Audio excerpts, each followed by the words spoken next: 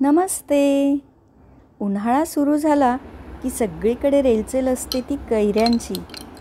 आणि अशाच कैरीपासून आज आपण बनवणार आहोत कैरीपणा. शरीराला थंडावा देण्याचं काम हे कैरीचं पन्हं करतं. त्यामुळे तुम्ही आवर्जून करून बघा आणि मला तुमचा अभिप्राय कळवायला विसरायचं नाही. बरं, इथे मी साधारण 500 ग्रॅम कैरी घेतलेली आहे आणि याचे देठ काढून झाल्यानंतर मी याला कुकरमध्ये घालत आहे. यामध्ये मी साधारण 1.5 ग्लास पाणी घेतले आहे. आपल्याला यामध्ये जास्त पाणी घ्यायचं नाही आहे. अगदी हे वाफेवर खूप छान असं शिजून येणार आहे. साधारण मी याच्या 4 ते 5 शिट्ट्या करून घेत आहे. तुम्हाला सांगते, माझी आई कैरीचं पन्हं करायची. अतिशय सुंदर असं हे पन्हं लागतं.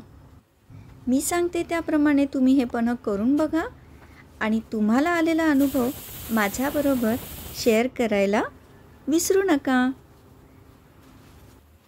तुम्हाला सांगते, बाहेरील कोल्ड्रिंक्सवर मात करणारं असं हे पेय आज आपण तयार करत आहोत. आणि तुम्हाला सांगते, हे अतिशय प्रभावशाली असं कैरीचं पन्हं आपलं अगदी झटक्यात तयार होतं बरं का. कुकर आता गार झालेला आहे. तुम्ही बघू शकता किती छान आपलं हे शिजले आहे कैरी. आता मी हे काढून घेत आहे आणि याला गार करणार आहे. हे गार झाल्यानंतर याच्यावरची ही जी साल आहे ती मी काढून घेणार आहे. हे गरम असताना याची साल काढायला घ्यायची नाही बरं का. साधारण 10-15 मिनटं याला गार होऊ द्यायचे आहे. आणि हे गार झाले की हे पहा, असं एकदम इझिली याचं वरची साल ही निघून जाते. आणि हे असं चमच्याच्या सहाय्याने मी खरवडून काढून घेत आहे. अशा पद्धतीने मी याचा गर काढून घेतला आहे. वाह, किती छान असा सुगंध पसरला आहे माझ्या किचनमध्ये. आता हे पल्प मी माझ्या मिक्सर जारमध्ये घेत आहे. बरं, आपण यामध्ये अजिबात पाणी घालायचं नाही आहे बरं का. आता यामध्ये मी गूळ घेत आहे. तुमच्या आवडीप्रमाणे तुम्ही यामध्ये गूळ, मिरची पावडर, जिरा पावडर आणि वेलची पावडर ही आपण घालून घेणार आहोत. आणि अगदी चिमूटभर आपण यामध्ये मीठ घालणार आहोत बरं का. आणि हे सगळं अगदी व्यवस्थितपणे बारीक करून घ्यायचं आहे. वाव, किती छान अशी याची पेस्ट तयार झाली आहे.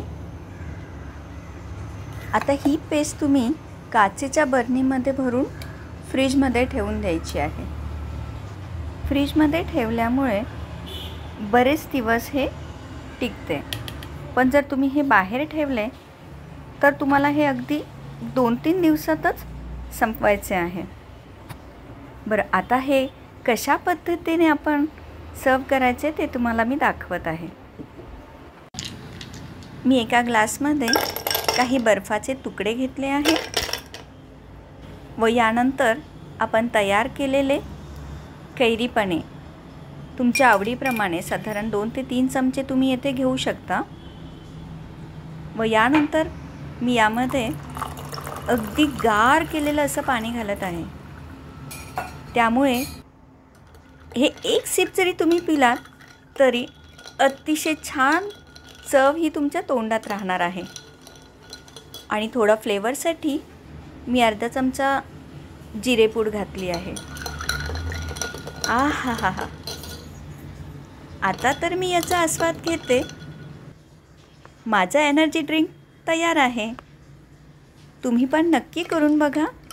आणि व्हिडिओ आवडल्यास मला लाईक, शेअर आणि सबस्क्राईब करायला विसरायचं नाही. पुन्हा भेटू अशाच एका छोट्याशा रेसिपीसह. तोपर्यंत स्वस्थ रहा. बाय.